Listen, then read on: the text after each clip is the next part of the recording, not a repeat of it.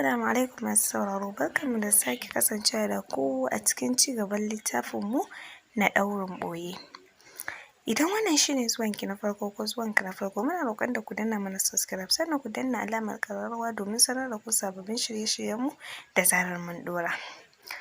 Ɗaurin ɓoye na Safiya Abdullahi Hukuma. Kowa sai da ya yi min ƙorafi, saƙonsa shiru. Aisha ta ce har yau ban ji ta faɗi komai ba. Murmushi Aisha ta yi tana sadda kanta ƙasa. Ita awa, wannan saƙo ma, wani saƙo ma ta bai wa dadi? Iya alfarmar da yi wa rayuwarta kadai ta ishe ta har abada. Ta gefen Asma'u ko fuskar ta kwaɓe tana ɗan ɓata rai. Ta tsani dadi ya dinga haɗa yarinyar da su, sam tana ganin bata cancanci jerawa da su ba, yayin da Hajiya Sa'adatu ɗan taɓe baki game da ɗauke kai a fakaice wanda ba kowa bane zai kula da hakan ba. Bai sake cewa komai ba, ya kira waya ya bayar da umarni. Cikin mintuna biyu ɗaya daga cikin amintattun yaran gidan ya shigo janye da akwati da kuma wata babbar jaka, ya dire a falon ya juya ya fice. Saukowa ya yi ƙasa kafet ɗin ya janyo jaka ya soma kicikicin zuge ta haɗe da faɗin ai gwara na sallame ku na huta kada ku cinye ɗanye. Dukkansu sai da suka yi dariya kasancewarsa mutum mai barkwanci a wasu lokutan, amma fa idan ya murɗe sam ba shi da daɗin sha'ani. Wayoyi ya fito da su guda biyu irin wanda Asma'u ta zaɓa ta ce tana so, iri ɗaya sak komai da komai.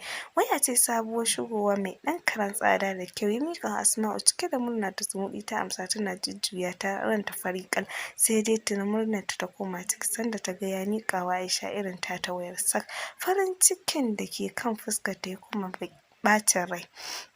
Ya sake fito da wasu dogayen riguna masu azabar kyau guda 6 ya raba musu uku. Cikin sanyin jiki da fargaba Aisha ta miƙa hannu za ta amsa, yayin da idanunta ya sauka kan Momi da Asma'u. Momi dai ta share kamar bata gani ba, yayin da Asma'u idonta ke kan Aisha. Haka ta amshi cikin sanyin jiki tana jera wa dadi godiya da addu'ar Allah ya ƙara buɗi. Wasu kayan ya sake fitowa ya tura wa Momi yana cewa ga kayan su Safiya nan, sai ki san yadda zaki gobe ki aika musu da saƙon su, ni ma na huta. To ta amsa, wanda ga duk wanda ya tsaida hankalinsa zai fuskanci ranta a ɓace yake. Makullin mota sabuwa dal ya ciro ya miƙa mata yana faɗin ga taki tsaraba sai ki barin na sarara. Sai a sannan fuskarta ta washe ta koma kamar da, cike da murna ta sa hannu biyu ta karɓa tana masa godiya. Ta wajen ki sai ki bar wasu Asma'u da Aisha su ajiye tasun ko kan uba. Kalmar da ta suɓuce daga bakin Asma'u, motar da ta jima da ciwon burin dadi nata ya sa Momi ta bar mata, shine yanzu zai ce wai ita da Aisha wallahi ko sama da ƙasa za su haɗe ba za ta yi shiyarin motar nan da ita ba. Me kike faɗa Asma'u? Dadi ya tambaye ta yana mai zuba mata ido don ya so ya ji kalmarta ta farko. A'a, mamaki nake dadi, mun gode Allah ya ƙara buɗi. Amin yana faɗa yana rufe jakarsa. Aisha na gefe baki ɗaya a takure. Allah ya ƙaro arziki dadi, mun gode Allah ya saka da alkhairinsa. Ta furta a sanye. Amin Aisha, amin, ya faɗa cikin jin daɗi. A takure take saboda ji take kamar idanun Momi da Asma'u na kanta har yanzu. Hakan ya sanya ta miƙe tare da fakewa da cewa za ta duba farfesun naman kan rago da take wa Momi a kicin. Ta yi shigewarta kicin ɗin, zaman da ta yi a can tana duba farfesun tare da sake gyara firiza ɗin da suke zuzzubo kayan girke-girken da suke da sauran lalacewa har naman ya nuna. Zuwa sannan bata jiyo muryar kowa a falo ba, hakan ya tabbatar mata sun bar gurin kenan. Don haka ta juye naman a cikin tire ta gyara wajen ta baro kicin ɗin. Asma'u kaɗai ta tarar ta nutsu cikin kujera, idanunta saman TV, sai dai ba ita take kallo ba. Ta cika ta yi fam, ta soma gajiya da yadda dadi ke daidaita ta da 'yar ƙauyen yarinyar a komai nata. Da ƙarfin zuwanta duka bata san irin wannan ba, ita kaɗai ta rage a gabansu, sai abin da ta zaɓa ake mata. Komai nata daban yake ba tare da an haɗa ta da kowa ba. Kallon baƙin ciki ta bi Aisha da shi, wadda ta gifta ta nufi dining ta ɗora kwanon kwano ɗin tana saukowa daga wajen Mummy na shigowa falon. Cikin hanzari Asma'u ta miƙe tana gyara zamanta sosai cikin ɓacin rai ta so faɗa kamar za ta saki kuka. Yanzu fi sabilillahi Mummy ni an kyauta min kenan, babu dama na ce ina son abu sai dadi ya haɗa ni da yarinyar nan. Yanzu kamar ni a ce in saka kaya iri ɗaya da nata, na riƙe waya irin tata, mu shiga mota ɗaya ta yi direbin na yi, mu shiga makaranta a gani, ai wallahi sai farin ina raina ne. Mummy da ke shirin zama nan wajen ta ce, to ya zaki Husna? Sarai kin san halin mahaifinku idan yayi niyyar abu babu kai mai hana shi. Ta sake narkewa kamar mai shirin fidda ƙwalla ta ce, ni wallahi na fahimci kawai dadi ya shirya zubar min da mutunci na da aji na. Ke ba sai ki yi wa tufkar hanci ba Mummy, gaskiya ba zan yarda ba, ni dai kawai ki karɓi wayar ki siya mata wata, ko ni na saka Hamid ya kawo mata daidai da ita daga kamfanin su tunda sun fara ƙananan wayoyi daga 15k zuwa sama. To ai shikenan in dai kin san zaki kawo mata watan, ban san ne dadin ku ya fuskanci bata hannunta ya ɗaga mana mutane hankali. Aisha Mummy ta kwala mata kira wadda ita tuni har ta isa ɗakin ta ma tana shirin ɗaura alwala ta yi shafa'i da wuturi, sai ta fasa ta fito kiran Mummy, wayar da dadin ku ya baki ɗazu zaki kawo min na ajiye miki wajena, za a kawo miki wata, wannan bai kamata ki fara amfani da irin ta ba tun yanzu. Cike da rashin damuwa ta nuna wa Mummy inda kayan suke, don tun da aka soma diramar ta san akwai abin da zai biyo baya, shi yasa ma bata ɗebi kayan ba. Asma'u ita ta je ta birkita kayan ta ɗauko wayar tana jifan Aisha da harara kamar ita ta ce wa dadi ya aikata haka, ko tana da masaniyar zai aikata ɗin. A'a, dawo ki ɗebi sauran kayan mana, ya zaki bar su nan? Mummy ta ce da Aisha wadda take niyyar komawa ɗakin ta, bata ce komai ba ta dawo ta kwashe su tana faɗin an gode, ke kawo zo nan mu ga. Asma'u ta faɗa cikin hargagi, ba musu ta dawo da baya ta sake zube kayan a gaban ta, hannu ta saka ta birbirkita ta ciro doguwar riga guda ɗaya wadda bata da kalar ta cikin wanda dadi ya raba musu, gefen ta ta jefa tana cewa jeki wannan tayi min kamar ma ta fi tawa tsada, ina da wata idan na shiga ɗaki zan ɗauko miki a madadin ta. Tsaki Asma'u ta ja bayan Aisha ta shiga ɗaki, rigima ce fa kawai irin ta dadin ku. Ita kanta yarinyar na fuskanci rayuwa bata dame ta ba, yarinyar da ta taso a ƙauye sai ka dinga siyan kaya na manyan kuɗi kana bata har abin da bata san darajarsa ba ma. Miƙo min wayar, Mummy ta faɗa tana miƙa Asma'u hannu, sai ta noƙe. Momsi zan bawa ita Mummy please, dan zaro ido Mummy ce, ke bana son sakarci, bani na ce.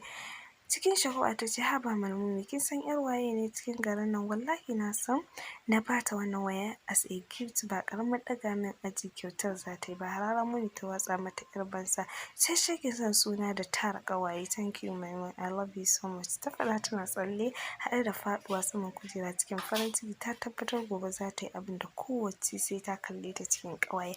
Haka nan Husna za ta sake ganin darajarta da yadda da irin kuɗin nasu gidan duk da ƙawaye ne amma gasa ce sosai tsakaninsu, kowacce so take ta yi abin da za ta burge ɗaya, kowacce so take yar uwarta ta ga ta fi ta, kowacce so take ta ganta ita ce a gaba ta baro ɗaya a baya. Su kansu ba su san cewa abota suke mara ma'ana ba, har hassada da ƙyashi da kishi ya shigo cikin tarayyarsu yayi kane ba tare da sun sani ba. Abu ɗaya ne ya hana Mummy amshewa jin cewa yar wani za a bawa, kasancewar mace mai son mu'amala da manyan mutane tana so a ganta tana mu'amala da wanin ma da yayi suna ya kuma shahara, haka ɗabi'arta take, a jininta take, kusan ba a rasa yaranta suka ɗauki wannan ɗabi'a. Za a iya cewa duk cikinsu mutum ɗaya ce ta bambanta da su, halayenta kusan irin na mahaifinta ne, hakan ya sanya babu jituwa ko alaƙa mai ƙarfi tsakaninta da Asma'u saboda bambancin ra'ayi da hali. A hankali yake kurɓar lemon da ke cikin tumbler ɗin ƙarau na gilas da ke gaban shi, ya yi kyau cikin shiga da ya fi shigar suit musamman idan ranakun aiki ne. Yanayin zaman shi a wajen da yadda yake kai lemo bakinsa lokaci kaɗai ya isa ya gaya maka nutsuwar da yake sa ita uwa uba aji da kyau da Allah ya bashi. Kusan ba budurwar da za ta shigo wajen bata kalle shi ba, masu rawar kan cikin su kan yi sha'awar dusarsa su taya hajarsu saboda alamar malasa da suke hangowa tattare da shi, sai dai ba su isa ƙarasowa ba saboda kwarjinin da yake da shi, suke karya kwana su sauya hanya. Agogonsa ya sake dubawa ya yarfar da hannu game da jan tsaki, banda haɗuwarsu da Mas'ud yau ta zamo dole bai ga abin da zai sa shi zama wajen ba. Sam wajen bai yi masa ba, akwai yawaitar cakuɗeɗeniyar maza da mata abin da ya fi tsana, yana da kishi ƙwarai duk da cewa kuwa bai da ƙanwa mace, a zahiri za ka ce bai damu da motsin da ke faruwa a wajen ba, sai dai a baɗini yana zaune ne yana sake nazarta da karatun halayyar 'yan matan zamani. Abubuwa da yawa sun faru da suka ba shi mamaki, suka kuma sake sa mishi tsanar zaman wajen. Yana mamakin yadda 'yan mata ke shigowa wata tsakiyar maza biyu, wata namiji ɗaya, ba wani kunya ko taka tsantsan da aka san ɗiya mace da ita. Ta zauna cikinsu su ci abinci ko abin sha suna hira kamar za su tafa, wasunsu ma sukan keɓe can baya su je su sha shisha, wanda shi a wajensa ba ta da maraba da tabar wiwi da sholisho. Hakan take ko a wajen malaman lafiya. Zuƙa ɗaya ta shisha daidai yake da ka zauna ka sha karan taba sigari guda 200.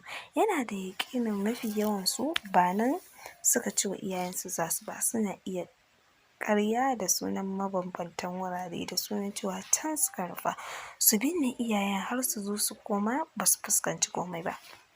Dogon tsaki ya kuma ja, yana niyyar ɗauke kanshi wata mota ta shigo wajen, haka nan ya ji ta ɗauki hankalinsa, ba wai don kyanta ko bai taɓa ganin irinta ba, a'a hasali ma shekararsa 3 da hawanta, duk da ba ita yake kallo ba kai tsaye ba, amma hankalinsa na wajen. Kamar a mafarki ya ga Khadija na fitowa daga gaban motar bayan matashin da ke tuƙa motar ya zagayo ya buɗe mata, yana iya ganin sanda ta sauya hijabin jikinta da mayafi sannan ta fito tare suka jero har zuwa kan ɗaya daga cikin kujerun teburan da ke wajen suna wa juna magana. Sosai mamaki ya kama shi don bai tsammaci ganinta a ire-iren guraren nan ba tare da wani namiji da kuma shiga irin ta jikinta. Aljihunsa ya laluba sai ya ji wayar shi da yake kiranta da ita, ya ji daɗin hakan don dama ya taho da ita ne saboda yana da plan ɗin daga nan ya leƙa wajenta. Miss call wajen 4 yana hango ta daga inda yake, tana ganin kiran take ɗauke kanta daga bisani ta soma tsaki. Yana hango saurayin na mata magana kan ta ɗaga sai a kira na 6 sannan ta ɗaga ɗin. Sallama ya soma mata ta amsa da ƙyar tana wani basarwa, hala na katse miki wani abu mai muhimmanci, kusan haka ne don bacci nake. Na dawo daga makaranta na gaji, ina buƙatar hutu don Allah ko kuɗin sun samu ne? A'a, muryarki dama kawai nake da muradin ji. Oh, idan sun samu za ka iya kira na sai ka gaya ranar da za ka zo.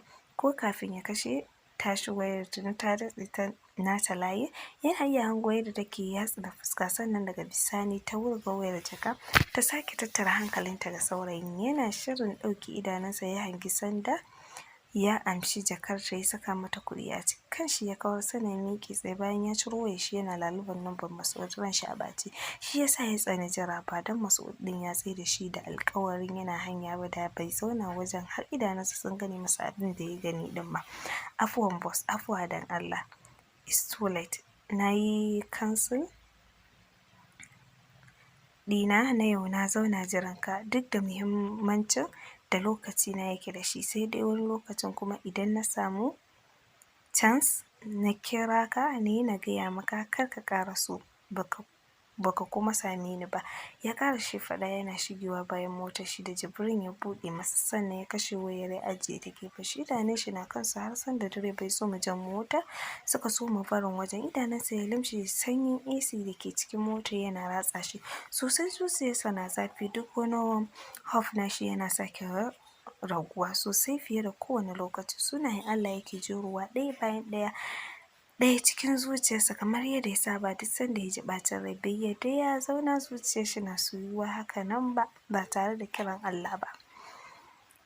Washe gari ita momi ta baiwa tsarabar yaran nata da ke aure ta haɗa ta da direba ta kai musu, duk da cewa tana da makaranta amma ita sam wannan ba matsalar ta bace, damuwarta shine ta idar mata da nata aikin ko ma ya za ta yi matsalar ta ce ba tata ba. Hakan ya sanya a gurguje ta je ta miƙa musu, ba wani zama ta yi ba, ko dama can ba wani saƙo ke tsakaninsu ba. Tsakaninsu da ita idan bautarsu da ta tashi gidan Anty Safiya kawai ta ɗan zauna har ta sha ruwa, kasancewar ta fi su sakin fuska da janta a jiki. Ranar ba ta shigo gida ba sai ƙarfe 5 na yamma, duk da haka ba ta zauna ba sai da ta shiga kicin ta shirya wa Dadi abincin dare da taimakon Inna Laraba. Da ta gama ɗin ma dai ba zama ta yi ba, kayanta ta soma haɗawa wanda za ta je gida gobe da su. Tsaf ta shirya kayan nata cikin matsakaiciyar jaka kamar yadda ta saba, ta tsinci wasu daga cikin kayan nata ta zuba daban da niyyar yin kyauta da su kamar yadda ta saba. Tafe suke shi da direbansa cikin mota tasa baƙa wuluk, wanda kallo ɗaya za ka masa ka san ba ƙananun kuɗi aka saye ta ba. Yana lafe bayan motar, sanyin raɓa na kaɗa shi, sanye yake da sut su ma baƙaƙe wanda suka dace da kalar fatar shi, wanda ainihin hutu da jin daɗi suka ratsa ta. Dirarsa kenan cikin ƙasar, wanda a yanzu haka yana hanyarsa ne ta isa gida. Lokaci-lokaci yana lumshe kyawawan idanunsa ɗauke da zara-zaran gashin ido. Haka nan yake jin kasala da gajiya sun masa da baibayi. Allah-Allah yake ya isa gida ya ga ainunsa ya kuma kwanta ya huta. A hankali ƙaramar wayarshi da bai wuce mintuna 10 da kunna ta ba ta ɗauki ƙarar ƙararrawa, ko bai ɗaga ba ya san wace ce. Ita kaɗai za ta kira shi ta cikin wannan wayar, saboda don ita kaɗai ya saka layin ciki. Haka nan da ya buɗe ya ci karo da tarin saƙonninta tun na kwanaki 7 da suka wuce, wato kwanan shi 2 kenan da barin gidansu, kwana ɗaya kuma da ganinta da ya yi a wancan gurin, wanda ya yi daidai da tafiyar da ta kama shi zuwa China. Sai a yau ya samu dawowa. A kasalance ya saka hannu ya ɗaga wayar game da kara ta a kunnensa. Na gode da wulaƙancin ta kai min, duk ni na saida kaina komai. Me ka yi min Khalifa? Idon shi ya sake lumshewa yana buɗewa yana jin yadda kara ɗin maganar take ratsa kwanyarsa.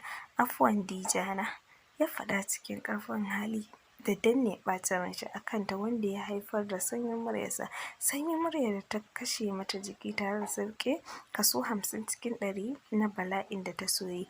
Ni ba ka da abin da za ka gaya min, wannan wani irin cin fuska ne? Tun ranar da ka zo gidanmu na ƙarshe gaba ɗaya aka daina samun ka a waya, kuma kai baka neme ni ba. Haka ake soyayya? Ɓoyayyen murmushi kawai ya saki, shi ya san ba wannan ne maƙasudin faɗan ba.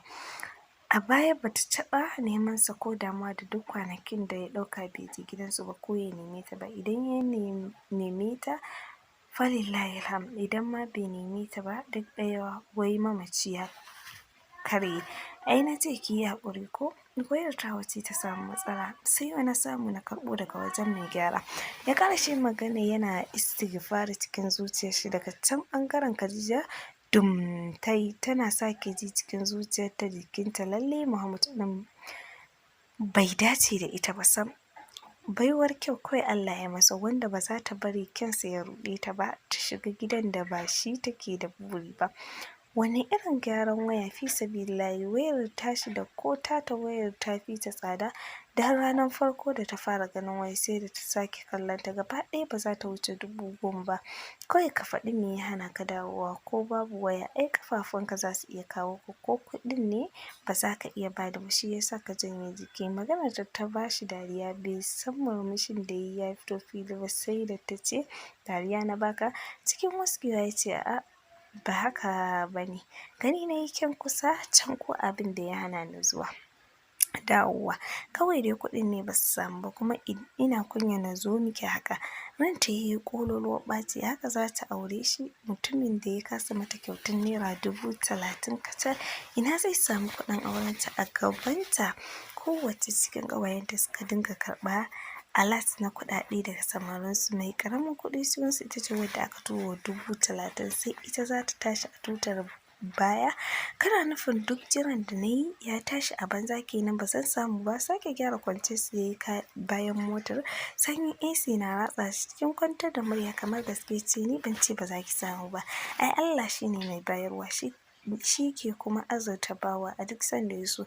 Ina nan ina ƙoƙari cikin satin nan ina saka ran Allah ba zai hana ni ba. Shiru ta yi ɓacin rai na ratsa ta.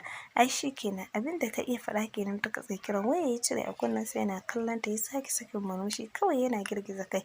Bai yi ko yunƙurin neman ta ba ya ajiye wayar gefen shi saboda bai son sauran hayaniya hutu yake nema kuma.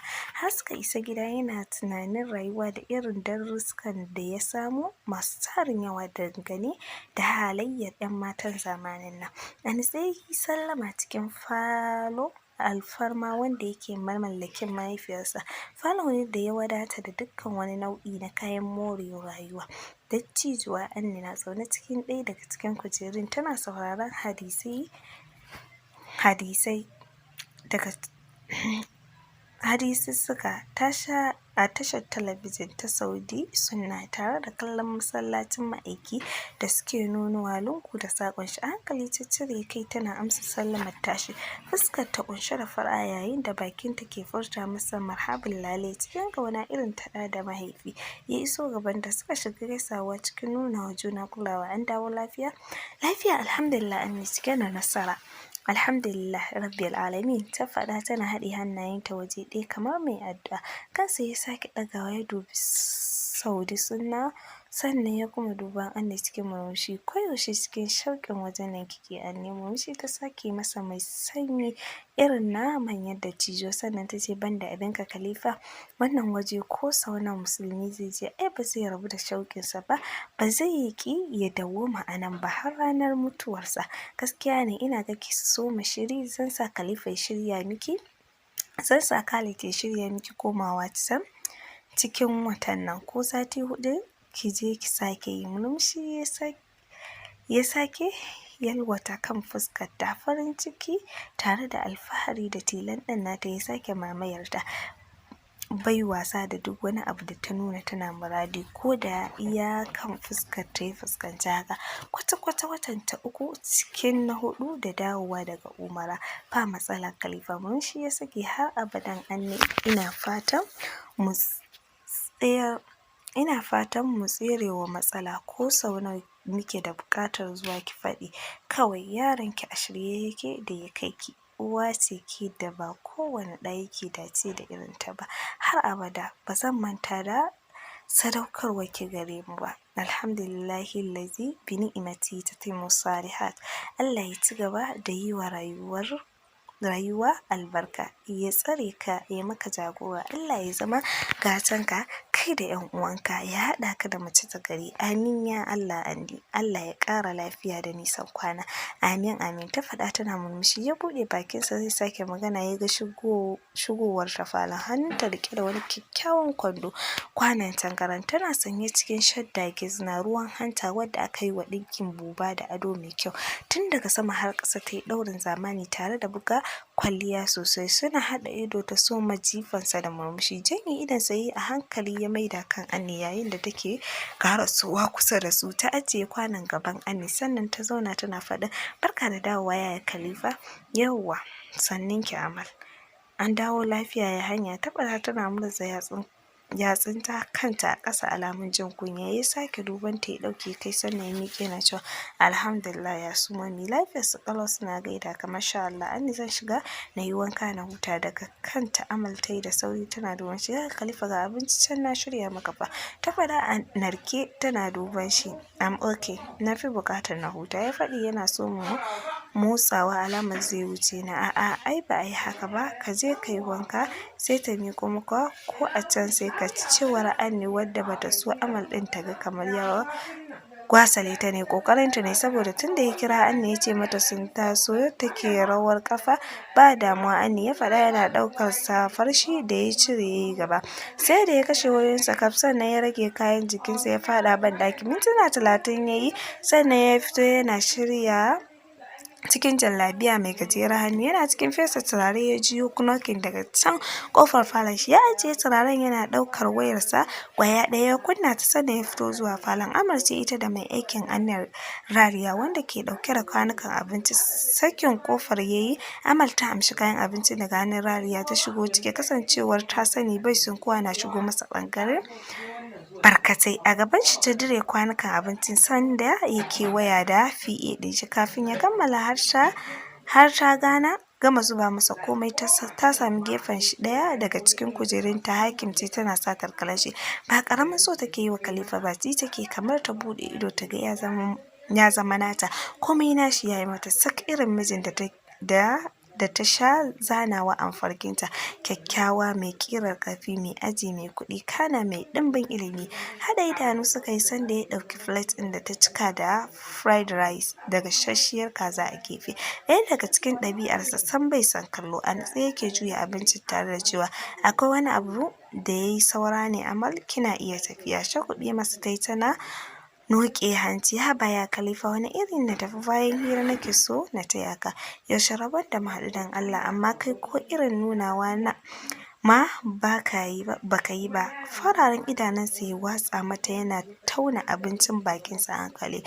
Sai da ya haɗe sannan ya ce, in dai zaman hira kika zo yi yanzu kan ba zan iya ba, kin san ban iya cin abinci ana min surutu ko.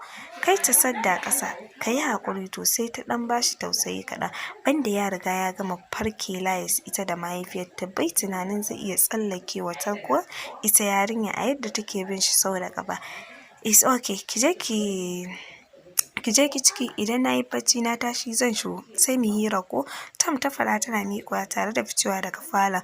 Bayan ta ja masa ƙofar, kai ya girgiza, yana ci gaba da cin abincinsa a hankali. Har yau bai manta da mahaifiyarta ba, wato Mommy Zinat. Har yau bai mance da irin kyara, tsana, tsangwama da kallon ƙasƙancin da ta dinga jifarsu da shi da mahaifiyarsu ba a wani zamani baya can da ya shuɗe. Sai gashi cikin ƙanƙanin lokaci Mommy Zinat ɗin ta koma ɗaya daga cikin gaggagaggan masoyansu.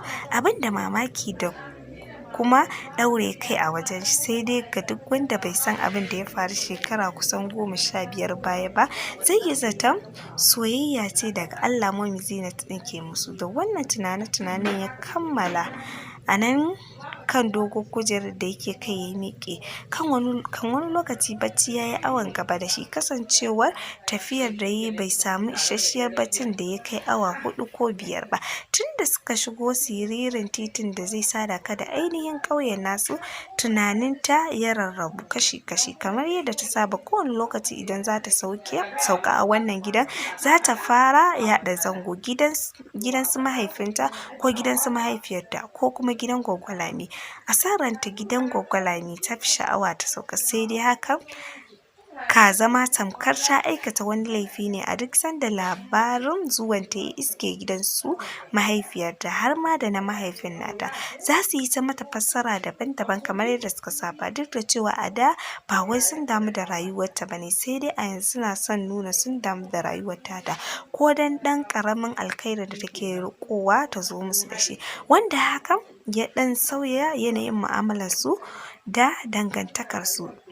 Sauyin da bai taka kara ya karya ba, sauyin kuma da ba shi da wata ma'ana ko alfanu a gare ta. Ita dai a baya ta san ba wanda ya damu da rayuwarta, babu wanda ya damu da tata rayuwar ko ta mutu, ba wanda ke son ta raɓe shi, kowa gani yake raɓuwarta da shi wani kayan nau'i ne. Idan kuma ya zama dole ta raɓi mutum ɗin, yana ganin ya yi wa rayuwarta gagarumar alfarma ne, ko da kuwa babu wani abu da yake iya tsinana wa rayuwar ta. Umarni ta baiwa mai motar da ya ɗauko ta tun daga tasha ta kai, saboda Asma'u ta fice da motar Dadi ke faɗin wai ya basu. Wai mana tunda bata taɓa shigar ta ba ita kam, haka kuma bai dame ta ba. Mami kuma ta kasa ba da ko da ƙaramar cikin motocin biyu a kawo ta, kasancewa babu idan Dadi. Tun da sassafe sallame ta suka sallama ya fita, ta ce direba ya sauke ta kofar gidan su mahaifinta, tun da duk tsiya da uba ake ado. Yaran da suka yi tsaye gaban motar su suka ɗaukar mata jakarta zuwa cikin gidan, sai da ta biya direban sannan ta bi bayan yaran zuwa cikin gidan. Lokaci gabanta na faɗuwa tare da tunanin me kuma za ta taras wannan karam.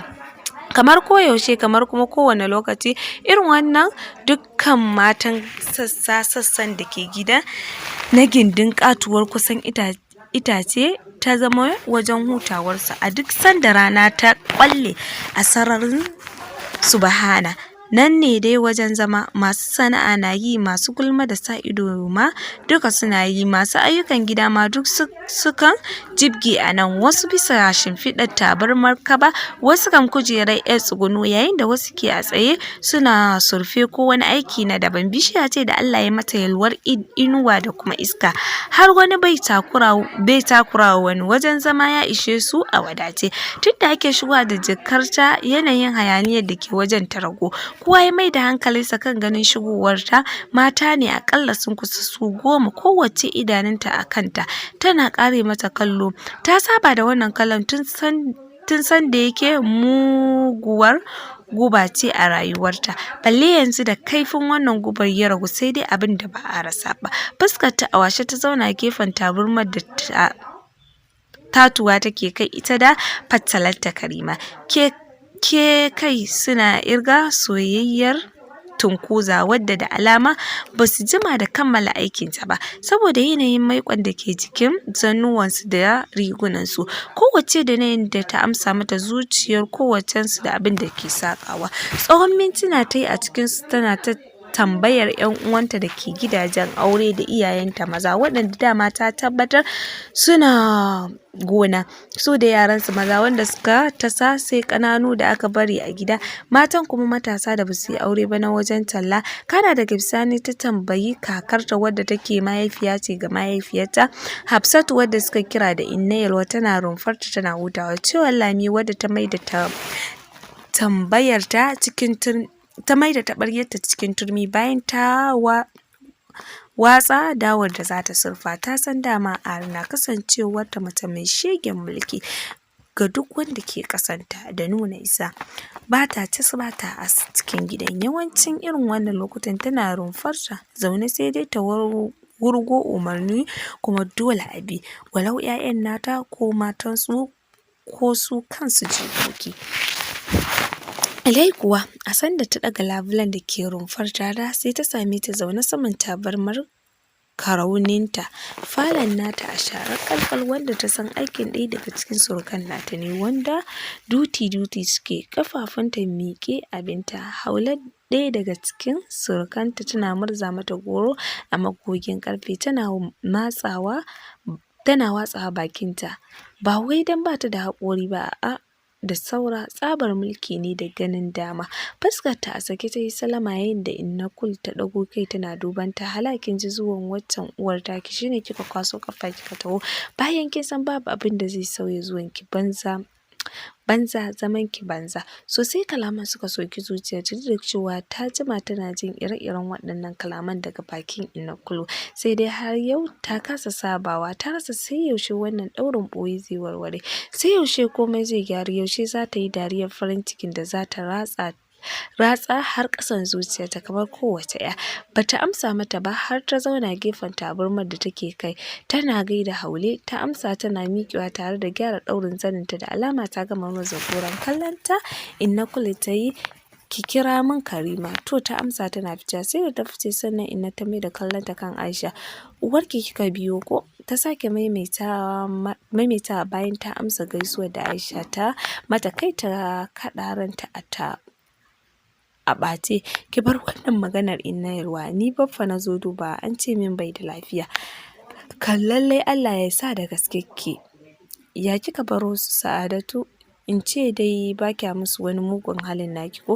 Ta faɗa tana tsare ta da ido. Ya ilahil alamin, daga durowarta ba a tambaye ta komai da ya shafe ta ba, sai zancen sumomi, ko da yake hakan ba komai ba ne, abin da ya fi hakan ma za ta iya gani. Suna lafiya lau, tana gaishe ki, to madalla. Shiru ne ya biyo baya kamar waɗansu baƙin juna. Ita Inna bata ga damar sake magana ba har Karima ta shigo ta fita, yayin da Aisha ta rasa abin cewa saboda ba wani sabo bane tun fil azar tsakanin su. Bugu da ƙari, tunanin da ya rinjayi zuciyarta ta gefe guda na jin mahaifiyar da ke aure a Lagos wai ta zo, ba za ta iya tuna yaushe rabon da ta sanya ta idanunta ba. Idan za ta tuna, tun sanda za ta bar ƙauye zuwa gidan dadi rabonta da ita shekara akalla kusan 8 kenan, rabuwar da har yau tana tuna yadda suka yi ta. A duk sanda ta tuna lokacin sai ƙwalla ta cika mata idanu. Ta fita na tana roƙonta kalle ta sau ɗaya, ta tafi tana kukan ta kira ko da sunanta sau ɗaya, ta ji a kunnenta, ta tafi tana kwaɗayin ta ji ta yi mata addu'a ko sau ɗaya ne tak a rayuwarta. Sai dai duk wannan burin nata bai cika ba. Sai ƙarfe 2 saura ta miƙe daga zaman kuramen da rataye mayafinta, ta ɗauki butar Inna Kulu ta zagaya don kama ruwa don ɗaura alwalar sallah azahar. To masu sauraro, sai mun ƙara kasancewa a kashi na 6.